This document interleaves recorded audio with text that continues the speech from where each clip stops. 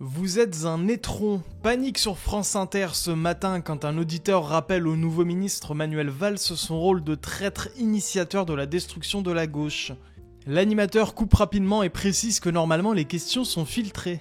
Jean-Noël, bonjour. Oui, bonjour France Inter et merci de me prendre à l'antenne. Je voudrais dire à Monsieur Valls qu'il a participé sous Hollande à la destruction de la gauche, qu'il a trahi le PS et son candidat Benoît Hamon, qu'il s'est exilé en Espagne et s'est fait jeter, qu'il cherche à se rallier à Macron et n'a pas été élu. Vous devriez avoir honte. Vous êtes le pire des traites, Monsieur Valls. Toute la France a honte de vos comportements. Vous êtes pire qu'un étron. Jean-Noël, s'il vous plaît, je vous coupe. Les insultes n'ont pas leur place sur cette antenne. Par ailleurs, ce n'était pas la question qui était prévue puisqu'il y a, vous le savez, un filtrage au standard de France Inter. Alors dans les commentaires, Jean-Noël a oublié de dire que Valls est inéligible en Espagne pour cause de corruption dans sa campagne à Barcelone. France Inter a évidemment dû oublier de lui parler de cela. Et donc là on peut voir dans la réponse du tweet qu'en effet, le parti politique de Manuel Valls en Espagne a été condamné à une amende record de 277 000 € pour le financement illicite de sa campagne aux élections municipales. En effet, le plafond autorisé avait été dépassé à hauteur de 71% et 189 500 € de dépenses n'avaient pas été déclarées. Donc petit oubli de 200 000 €. Pourquoi avoir coupé? L'auditeur a droit de dire ce qu'il pense à cet homme, non? Cet homme qui a fui la France un temps à Barcelone puis qui est revenu en France. Heureusement que le ridicule ne tue pas, il serait raide en ce moment. Après en fait, c'est surtout quand il a lâché le gros étron en fait que l'animateur est intervenu. Je pense que s'il n'avait pas insulté Valls, il aurait peut-être pu continuer un peu plus longtemps.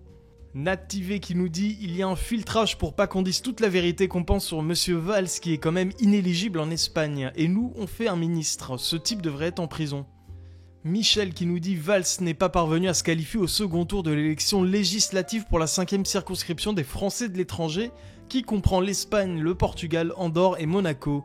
Il s'était fait jeter aussi en Espagne. C'est bien du recyclage de déchets. » Des Albanais enrichissent une piste de ski au Kosovo. Alors là on peut voir qu'ils sont en luge, ils vont dévaler en fait dans une foule et ils vont faucher une personne. Alors je pourrais pas vous mettre le son parce qu'il y a une musique derrière, donc pour les droits d'auteur je ne peux pas. Par contre pour la violence je sais pas trop comment ça se passe et je vous avoue que je m'en tape un peu les reins. Vu que j'ai que 300 abonnés, je vous dis allez à Jacta Est, on y va. Donc là c'est parti. Et là regardez bien la fille là derrière, la femme avec le bonnet blanc. Regardez la violence. Bam! Regardez la violence avec laquelle ils lui sont rentrés dedans. Donc on se souvient que Gaspard Ulliel est mort de ça, il me semble plus ou moins. Il est mort au ski sans casque, il y a un mec à sa droite qui lui est rentré dedans, il a fait une hémorragie cérébrale. Donc le ski, il y a des vrais dangers, même moi j'en ai fait quand j'étais plus jeune, j'entendais déjà des histoires. Il y a des vrais dangers, c'est très dangereux, faut toujours faire gaffe. Surtout quand il y a du monde comme ça. Et là, les deux mecs, pour moi, clairement, en fait, leur place est en prison parce qu'en plus, on voit que la fille, elle est étalée par terre et j'ai l'impression qu'elle est inconsciente. Donc, soit elle est sonnée, soit elle fait une Gaspard Ulliel. Ça se trouve, elle s'est éclatée la tête par terre, elle a une hémorragie cérébrale. Alors, dans les commentaires, il y a Henri de Turenne qui fait le rapprochement avec nos chers QLF français qui, dans une vidéo, s'amusait en fait à renverser des gens dans une patinoire. Donc là, il l'affiche cash, hein, faire tomber des inconnus à la patinoire. Je vais aussi couper le son parce qu'ils ont une fâcheuse tendance en fait à mettre des sons de merde à chaque fois derrière, donc pour les droits d'auteur c'est pas possible.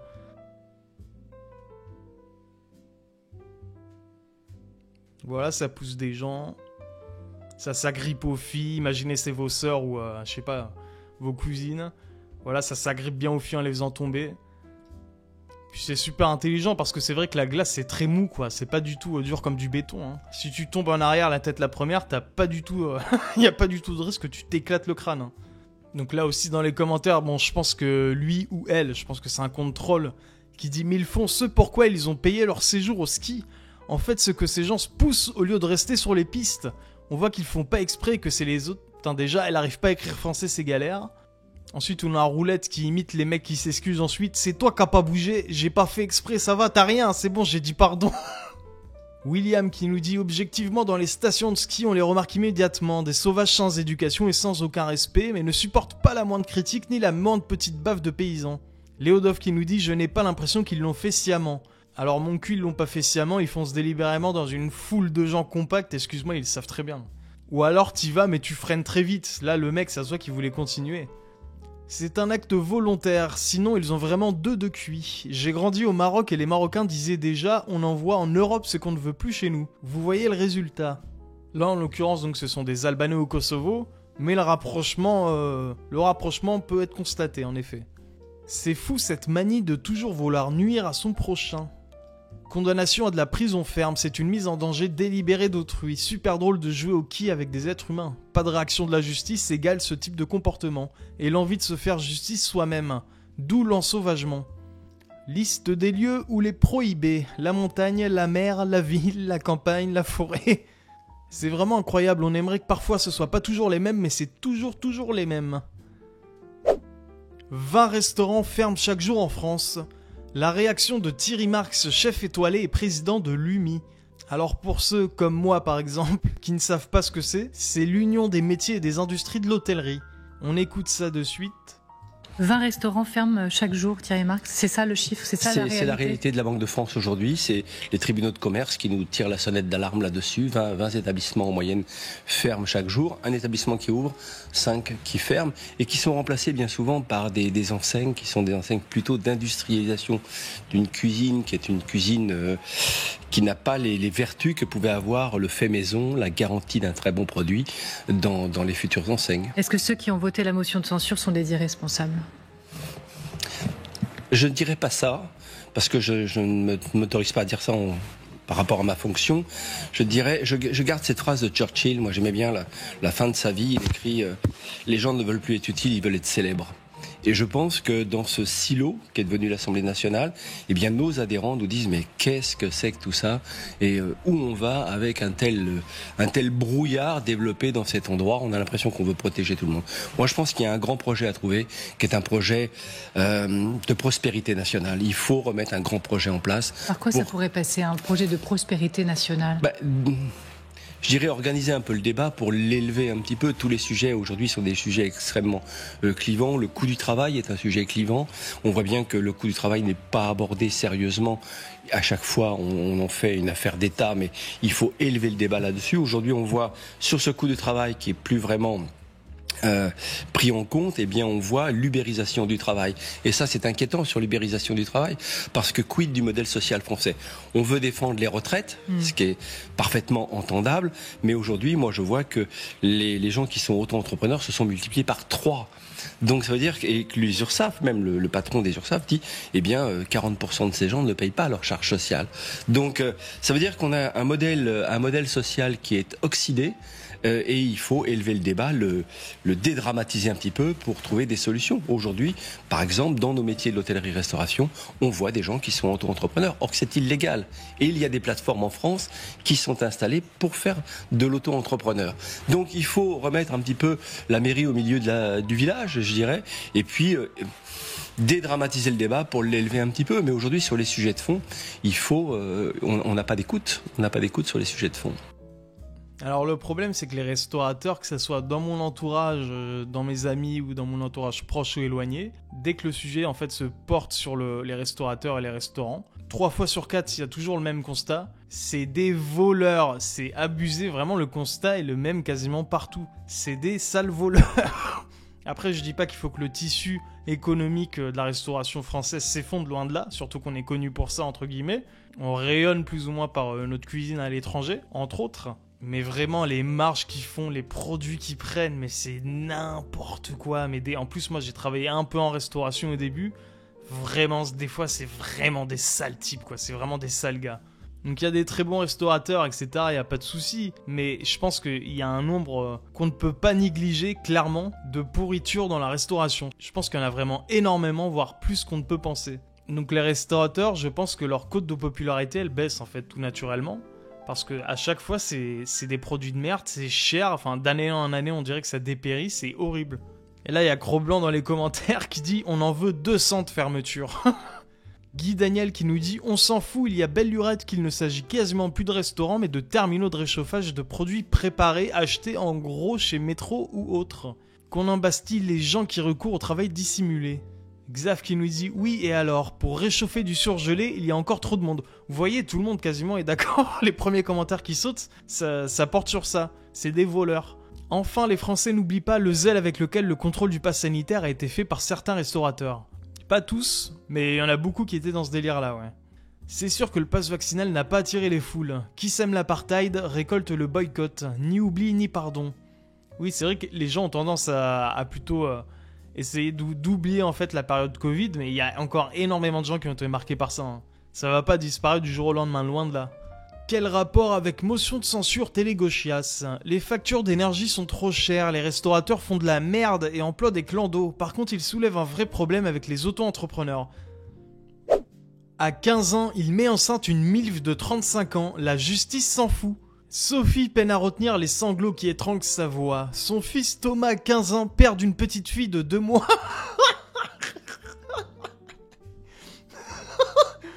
Va bientôt être de nouveau papa pour la seconde fois. Sa compagne, entre guillemets, elle a 35 ans. Sophie a pourtant remué ciel et terre pour empêcher que cela n'arrive. C'est en 2023 que Sophie comprend que sa voisine de palier, que nous appellerons Anaïs, pourtant sur le point de se marier et dont elle s'estimait elle-même proche, entretient une relation amoureuse avec son fils. Je suis immédiatement allé déposer plainte au commissariat de Marignane. Alors les commentaires, ça va être sanglant. Il finira président et toi, Lop? Futur président, ça. Le fumier, à 15 ans, il se tape la voisine de palier de 35 ans, mariée qui plus est. Sa mère qui pleure, Thomas qui prend en doggy la voisine pendant que son mari fait l'esclave au boulot, putain. La mère de Thomas, il faut sauver mon fils. Thomas qui envoie un SMS à la voisine. Ton coq est-il au boulot? J'ai fini mon devoir maison de maths, j'aimerais bien te casser le fiac. Doublement père à 15 ans, bordel, et nous on boucle sur le forum depuis des années. Le dream, putain, Thomas qui a qu'à traverser le palier pour aller se faire pépon par la voisine bonne. 2 fois daron et 15 ans, étoile puce X. Le juge, ce serait criminel d'empêcher votre fils de se vider les bourses. J'ai moi-même vu le fiac de la voisine sur Instagram, franchement chapeau Thomas, à ton âge j'aurais rêvé de cette situation. Voilà les paroles d'un juge totalement responsable. Le mari de la voisine, cette honte, ta femme la cassos qui se fait poutrer par un gamin qui en plus la met enceinte. J'avoue que le mari, il doit être au fond du trou là du coup. À 30 ans, il sera grand-père. Honnêtement, c'est l'humiliation ultime, se faire coq par un ado de 15 ans, et en plus il la met enceinte 2 fois. Je me hesse à sa place, l'honneur est plus sauvable. Le gars avec son sac ISPA qui ken et enfante plus que tout le forum réuni, cette honte. Alors apparemment ça pète entre Musk et les pro-Trump. Musk soutient l'immigration et veut faire venir plein d'ingénieurs indiens aux États-Unis. Les pro-Trump s'y opposent et ont attaqué Musk. Musk en retour bannit les comptes pro-Trump qui le critiquent, dont un qui est très connu. La guerre est déclarée. Donc là effectivement on peut voir un gros compte pro-Trump qui aurait été banni apparemment suite à des propos qui seraient allés contre ceux de Elon Musk. Parce qu'après il faut pas confondre non plus l'immigration donc qui vient du sud des États-Unis avec l'immigration d'ingénieurs indiens qui arrivent pour bosser chez Tesla, c'est pas vraiment la même je pense. Mais c'est normal que les citoyens, qu'importe le niveau en fait, souhaitent conserver la priorité quand même. Alors dans les commentaires du forum, normal Musk est là pour faire du business. S'il a besoin d'ingénieurs d'Inde, alors ils viendront, peu importe le grand remplacement, il s'en tape de vos délires, c'est son fric à lui qui compte. Si Musk continue son délire de transhumanisme, il risque de desservir Trump et pourrait même quitter le gouvernement. Musk a raison, être contre l'immigration sans réfléchir c'est stupide. Être pour repérer les cerveaux après des entretiens bien menés c'est intelligent. Après, faut savoir si tu mets la priorité sur les ingénieurs indiens ou sur les ingénieurs de ton propre pays, en fait. Ces deux-là n'ont aucun point en commun. L'un est un autiste visionnaire, l'autre est un extraverti qui ne s'intéresse qu'aux choses concrètes. Moi qui pensais qu'il était pour la liberté d'expression. Bah il a raison. Full immigration ou zéro immigration, c'est rarement une bonne idée. L'idéal, c'est un entre-deux. On tolère que l'immigration de qualité avec un quota. Apparemment, ce serait plus compliqué que ça. Les États-Unis ont un programme qui s'appelle H1B Visa qui permet à des cerveaux de venir bosser aux États-Unis uniquement s'il y a pénurie de main-d'œuvre. Or, le chômage a explosé aux États-Unis et Musk veut continuer à recruter les migrants indiens qui sont bien moins payés et bossent plus niveau volume horaire. Les grandes sociétés américaines du numérique sont déjà dirigées par des mecs d'origine indienne. En même temps, c'est lui-même un immigré africain. Les golems qui étaient pas au courant que les riches aiment faire venir de la main-d'œuvre malléable et pas chère du tiers-monde. Alors petite info annexe, le site officiel de Cartoon Network qui ferme officiellement ses portes après 32 ans. Donc pour ceux qui ont mon âge ou qui ont grandi, même qui sont un peu plus vieux, Cartoon Network c'était vraiment la meilleure chaîne de dessins animés mais du monde. Je ne veux rien savoir, j'en ai regardé plein dans mon enfance. Les meilleurs dessins animés c'était clairement Cartoon Network. Mais pour moi, mais de loin, clairement. Donc là déjà il y a tous les personnages connus, Johnny Bravo, les Super Nana, Tom et Jerry, bon ça après, Courage le chien Froussard, Scooby-Doo. Je me souviens plus de ce dessin animé avec la mort et les deux enfants là, c'était super rigolo. Ed et Eddie, je crois. Le laboratoire de Dexter, Batman. Après, j'ai retrouvé une liste sur le forum. Chloé et Chico, Ed et Eddie. Mon copain de classe est un singe. Quand Laszlo, Billy et Mandy. Courage le chien Froussard, pour moi c'était un des meilleurs. Dexter, donc le laboratoire de Dexter avec Didi. Johnny Bravo, Time Squad, Evil Con Carne, les Super Nana, Ben 10. Foster et la maison des amis imaginaires, j'avais oublié avec le petit fantôme bleu, là, il me semble. Ouais, voilà, le mec avec sa grosse tête carrée. Ça, je m'en souviens, là, avec sa grosse tête. Et le petit fantôme qui est un espèce d'enfoiré fini. Le Batman de 92, le Batman de 2004, Justice League, X-Men Evolution, je m'en souviens aussi. Samurai Jack, c'était énorme, même s'il n'y a pas eu beaucoup d'épisodes, je crois. Naruto, Teen Titans, ça c'était lourd aussi. Wolverine, X-Men, Titi et Gros-Minet, Scooby-Doo. Détective Conan, les gars, putain, oh là là là là là là. Détective Conan le week-end, ah, c'était tellement bien. Les Looney Tunes, les Pierres à Feu, Tom et Jerry, c'était la meilleure chaîne. Donc dites-moi dans les commentaires si vous avez regardé aussi Cartoon Network, si vous la considérez comme la meilleure chaîne dessin animé, ou si vous en avez une autre en tête. Sur ce, merci à toutes et à tous d'avoir regardé la vidéo, n'hésitez pas à lâcher un petit pouce bleu, un commentaire ou à vous abonner si vous le pouvez. Prenez soin de vous, moi je vous dis à la prochaine. Allez, salut!